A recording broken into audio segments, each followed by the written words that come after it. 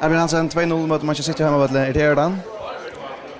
Ja, vi spelar formen att spela Premier League så ja, det är alltid. Du har ju någon chans att Disney. Hur svårt att spela mot sån Linum?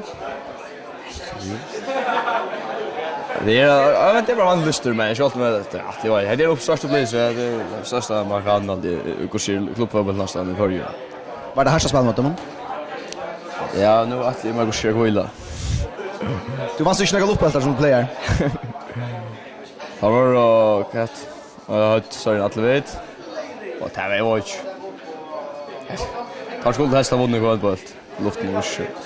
Jag gör det nästan nice men Aluga så fick vi på sig med en chans så sätter en Manchester City like jag här mot Muskas i 17 hålla och det är hampen när vi.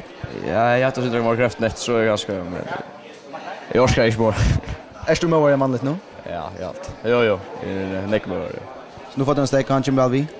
Det hoppas jag så sannolikt att han